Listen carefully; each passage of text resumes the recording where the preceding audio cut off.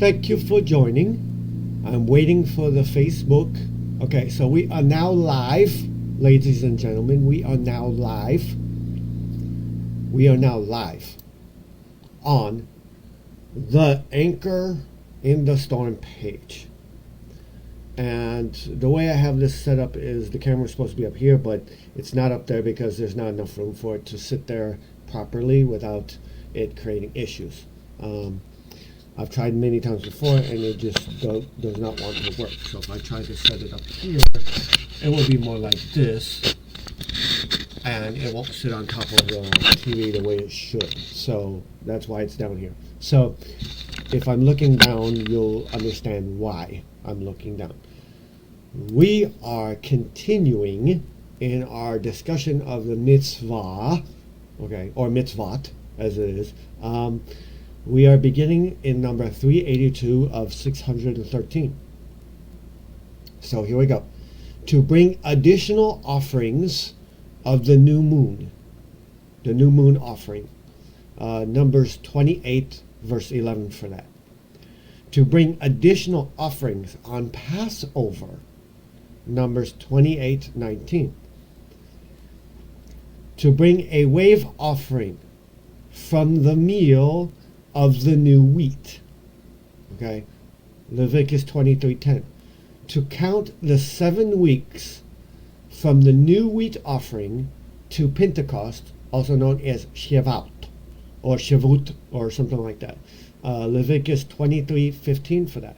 So supposedly 7 weeks after the new wheat offering is Pentecost. Okay, that is when the Holy Spirit descended upon the apostles. Okay, and they received the power through the Holy Spirit. Next one, to bring an additional offering on Shavuot, I think. Shavuot, Pentecost, Numbers 28:26. Next one, and I'm just going to read them one by one. Okay, to offer 2 loaves, which must accompany the above sacrifices. The above sacrifices, talking about the ones that I just listed before. The offering of the Shavuot or Pentecost offering, the offering of the new moon offering. So bring 2 loaves, and I'm assuming this is what those braided loaves that are interbraided with each other. That kind of look like braided hair. That is Leviticus 23:18. To bring additional offerings on Rosh Hashanah, the new year. That would be, supposedly that's coming up, if what they're saying is correct, that's coming up September 24th to the 25th is the new year, the Jewish New Year. That is Numbers 29:2. To bring additional offerings on Yom Kippur. I'm not sure if I'm saying that right. The Day of Atonement, in other words. Okay, Numbers 29:8. Next one. To bring additional offerings on Sukkot, the Feast of Booths. That's the time. That's the one where you're staying in the booths for a week. Okay. Numbers 29:13. To bring additional offerings on Shmini, and I hope I'm saying this right. Shmini Atzeret, the 8th day of the Feast of Booths. Numbers 29:35. Not to eat any unfit sacrifices. Deuteronomy 14:3. Not to eat sacrifices offered with improper intentions. Leviticus 7:18. To eat the Thanksgiving sacrifice on the day it was sacrificed. Leviticus 22:30. Not to eat leftover sacrifices. Leviticus 19:8. Not to eat the sacrifices that have become impure. Leviticus 7:19. An unclean person cannot eat from the sacrifices. Leviticus 7:20. Sacrificial remains must be burned on the 3rd day. Leviticus 7:17.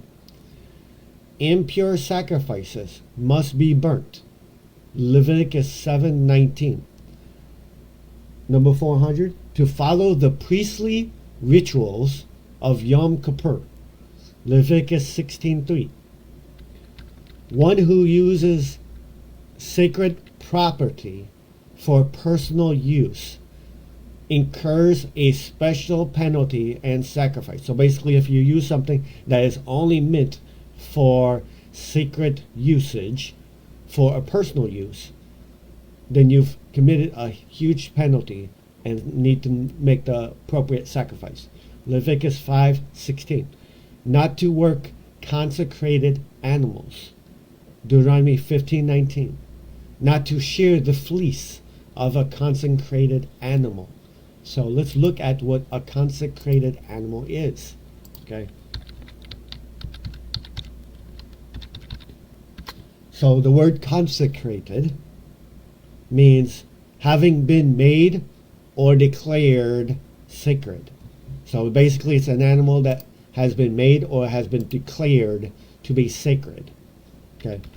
The closest thing I could think of this would be in one of those other countries where cows are sacred, and then there's another country where monkeys are sacred animals. So consecrated, sacred, pretty much same thing. So not to work an animal that's sacred, basically not to use them for like farming or things like that. So if like a bull was considered a sacred or a consecrated animal for a sacrifice, that animal would not be allowed to go into the fields and plow the fields and all that stuff, manual labor, and not to shear the fleece or the fur of the animal. To slaughter the paschal sacrifice at the specified time. So what is paschal? Let's find out. I think that's how I spell it. Pasch. Paschal. Let's see what this refers to. So paschal is related to Easter, and it's related to the Jewish Passover. Okay, so that's where it's coming from. Okay, it's related to the Easter. Of relating to Easter, a day or two later is what it is. So it's basically late Middle English from Old French. It comes from the word Paschalis, from Pascha, Feast of Passover, via Greek or Aramaic, from Hebrew Pasa, meaning Passover. Okay, so it's related to Passover and Easter. Okay, getting back to, so not, it means to slaughter. You have to slaughter an animal, a sacrifice, an Easter sacrifice at the specified time. Exodus 12:6. Not to slaughter the sacrificed animal for Passover or Paschal while possessing bread with yeast in it, or leavened bread, in other words. Not to leave the fat of that animal overnight. Exodus 23:18. To slaughter the second Paschal lamb. So Paschal means Passover. The second Passover lamb, in other words. Okay, you have to slaughter the second Passover lamb. And yes, they do have two Passovers in the Jewish culture that I know of. Numbers 9:11. Next one. The Paschal lamb is to be eaten with matzah on the night it was slaughtered. Okay, matzah, if I remember, is like bread, but it's more like cracker bread. So matzah is, matzah. You can find it in stores. You can find it on Amazon. It's called Passover matzos. Okay, and it is basically a cracker. It's the bread of affliction, a cracker-like food made of flour and water eaten, but it's more, it doesn't have yeast in it, so it doesn't rise. It's an unleavened bread. It's basically like a flat bread, just so you know. So that's what, so you have to eat this Passover lamb with that specific crackers on the night that it was slaughtered. Okay, Exodus 12:8.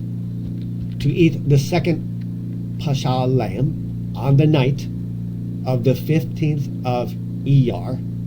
Okay, Numbers 9:11. To roast the Paschal lamb and not eat it raw or boil it. Exodus 12:9. No part of the Paschal lamb may be removed from the house. Okay, and ladies, and that is where we're going to end for today. Okay, we'll come back with the next video next time. Thank you for spending time here, and I appreciate your time spending with us. I appreciate that. Thank you very, very, very much. Hello, Sister Amata Bing. Yes, this is live. This is the live, and we just started 9 minutes ago, so it's just a quick video of today's mitzvah. Thank you for joining. Miss you in the anchor. Hope that you're doing good. Sister Christina's missed. Hope she's doing good. We obviously want the very best for everybody. So just do your very best in life, and I hope that you're understanding a little bit about this mitzvah stuff. This is 613 different rules that if you didn't follow it very specifically, you had a huge problem, and it was very difficult to keep this long list of things. So hence why Jesus had to come and make it a lot easier for us. But we need to learn to abide by these rules as much as we possibly can. With, like, example, what I mean, on Shabbat, if I'm going out of my house, I'm obviously not going to leave my house unlocked. And even though one of the mitzvah is you don't carry anything on Shabbat with you, you don't transport things from one domain to another on Shabbat. So even though keys are in my pocket to lock the door, I'm not leaving my door unlocked. That's just dumb. So I'm really hoping that it's giving people a little bit of understanding of just how many complicated rules there were.